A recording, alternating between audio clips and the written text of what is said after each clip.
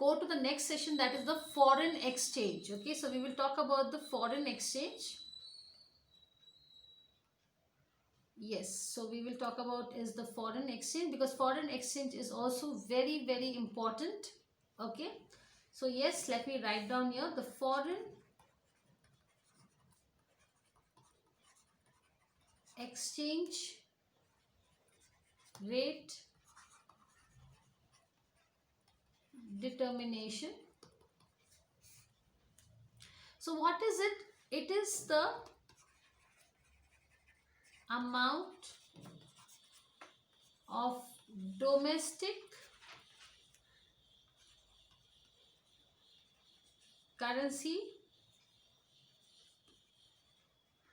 that must be paid in order to get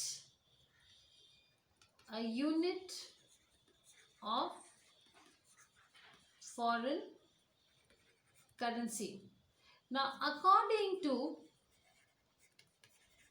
the purchasing power parity theory, because if you know this, PPP means if you have too much of, if you have money to, to buy, then only the purchasing power also increases. So you must increase your total income to increase your purchasing power. Okay, so that is the purchasing power parity. The foreign exchange rate is determined by the relative purchasing powers of the two countries. Okay, so for example, if a McDonald burger cost $20 in the USA and it is rupees 100 in India, then the exchange rate between India and USA will be 100 divided by 20, that is 5. So $1 is equal to 5 rupees. So that is your exchange rate. So remember this is the way the exchange rate is done. Now, what are the forces between the behind the foreign exchange or exchange rate determination? So foreign exchange is a price of one country currency in relation to other country currency, which, like the price of any other commodity, is determined by the demand and the supply factors. So the demand and the supply of the foreign exchange rate comes from the residents of the respective countries. Okay, so now we will understand also what is the demand of foreign exchange or foreign money goes out. So we'll understand this theory in a better manner. So yes, the first we will write is demand for foreign exchange, that is foreign money goes out. Now, as I said, foreign currency is needed to carry out transactions in foreign countries or for the purchase of foreign goods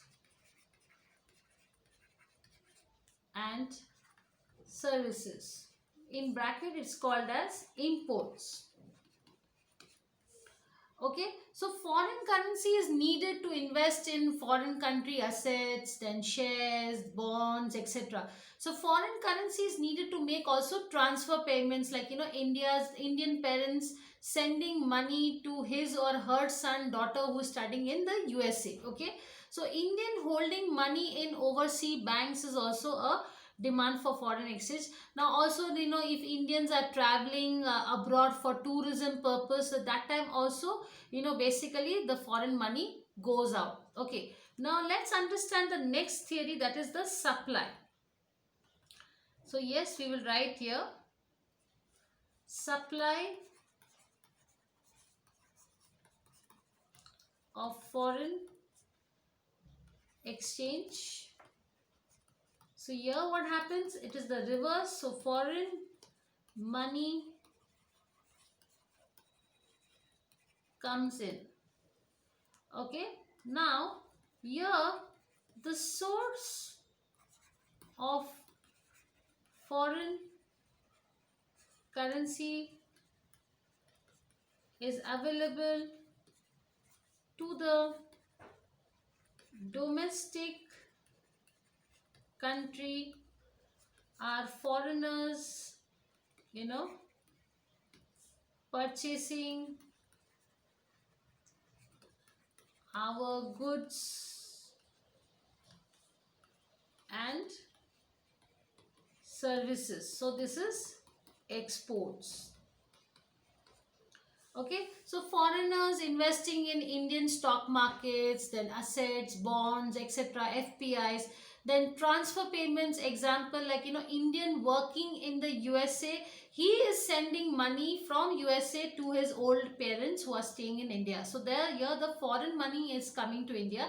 Foreigners holding assets in Indian banks also, so if foreigners who are working in India, they are holding the assets in Indian banks, and also the foreigners who are traveling to India. So this all the foreign exchange or the foreign money is coming to India. Okay.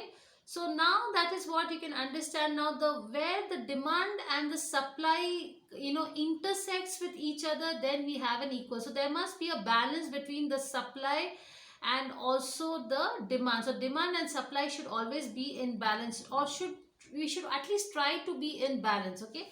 So now what are the types of exchange rates? Okay, so let us understand this.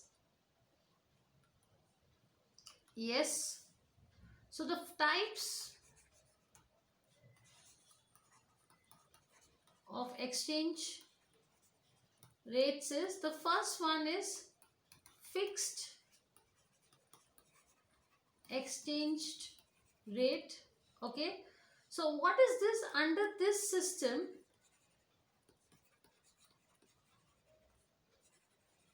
there is complete government intervention in the foreign exchange markets. Okay, so the government or the central bank determines the official exchange rate by linking the exchange rate to the price of gold or major currencies like the US dollar. Okay, so if due to any reason the exchange rate fluctuates, so the government will interfere and make sure that there is an equilibrium, or they should be equal, so that the level is maintained. So the level should be maintained. Okay, so the only merit of this fixed exchange rate system is that it assures the stability. So there is a lot of stability of exchange, and it prevents both the currency appreciation and also the currency depreciation. Okay, let's come to the next one, that is floating exchange rate. So floating. Okay, now under this system, the market is allowed to determine the value of exchange rate freely. Okay, so here the exchange rate is determined by the forces of market supply and demand. So if due to any reason there is an exchange rate fluctuates, the government will never intervene. Okay, and it will allow the market to function and determine the true value of the exchange rate. So the only demerit of floating exchange rate is that the exchange rate fluctuates a lot on the day-to-day basis. Okay, but the advantages of such a system is that the exchange rate is determined in well-functioning markets with no government interferences there, and the exchange rate reflects the true value of the domestic currency, which helps in establishing the trust among the foreign investors. So a country can easily access the funds, or the loans from any international monetary fund and other institutions, if the exchange rate is market determined. So it is very easy. If a country is having floating exchange rate, then IMF will definitely give a lot of loans to these kind of countries. Okay, now how do you manage the floating exchange rate? It lies between two extremes, that is fixed and floating exchange rate. So under such a system, the exchange is allowed to move freely and determined, as I said, by demand and supply. So there are three main subcategories under managing the floating exchange rate. So let us see these three categories. Okay. So as I said, there are three subcategories under manage floating exchange rates. So first one is adjusted peg system. Second one is crawling peg system. Third is clean floating. Okay. Fourth is dirty floating. Okay. So we'll go one by one. Now, adjusted peg system, in this system, a country should try to hold on to fixed exchange rate system for as long as it can, until the country's foreign exchange reserves get exhausted. So once the country's foreign exchange reserves get exhausted, the country should undergo, a devaluation of currency and move to another equilibrium exchange rate. So once the country will lose all the foreign exchange, it will go in devaluation. Once it reaches to devaluation of currency, it will move to equilibrium exchange rate. So there it will try to balance the exchange rate. So this is one kind of system. The next one is called as the crawling peg system. So in this system, a country keeps on adjusting its exchange rate to new demand and supply conditions. Okay. So the system requires that instead of, devaluing the currency at the time of crisis, a country should follow regular checks at the exchange rate, and when required must also, whenever, you're requiring, so you can also, undertake or, change, some small deviations can be taken place. Okay. The third is the clean floating system. So in this clean floating, you can understand the word clean. So here the exchange rate is determined by market forces of demand and supply. Okay. So here the exchange rate appreciates, or depreciates as per the market forces and with no government intervention. So remember this. So it is identical to floating exchange rate. It's very, very similar to floating exchange rate. Okay. Last one, that is the dirty floating rate. Now in the dirty floating system, the exchange rate is to a very large extent is determined by the market forces of demand and supply, and it is also very much little bit identical, quite identical to clean floating system.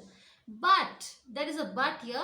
Occasionally the central banks of the countries like RBI, they are the central banks of the country, they can interfere in the foreign exchange markets to smoothen, if they want to make it clear or smoothen or remove the excessive fluctuations from the foreign exchange market. So that is a small difference between the clean floating exchange rate and dirty floating exchange rate. Okay.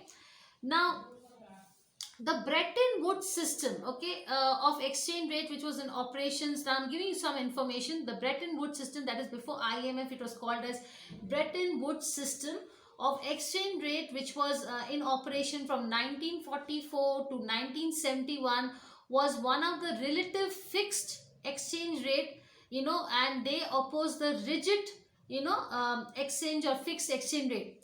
So rigid fixed exchange rate is never been used in the history. Okay, even under the system of gold standard that was in the year 1870, 1941, the exchange rate was never fixed, and it was never also rigidly fixed. So they never used the fixed exchange rate. Okay, now what about the exchange rate management in India? Now, over the last 60 years since independence, the exchange rate system in India has, to change from fixed exchange rate, where the Indian rupee was pegged to UK pound, to a basket of currencies during 1970 and 1980, and eventually, it is the present form is the market determined exchange rate, which is going on till now. So we are basically using the exchange rate determining the market since 1993.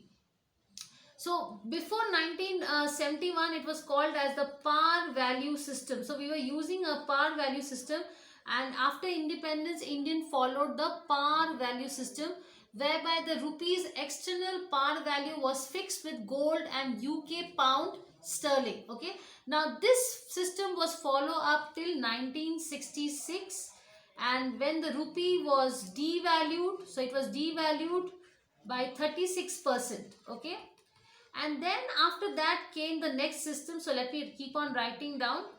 So first came is the par value system. Okay, and then came is the pegged regime, that is 1971 to 1992. So India pegged its currency to the US dollar. So previously it was to the UK pounds and shillings, and this was to the US dollar.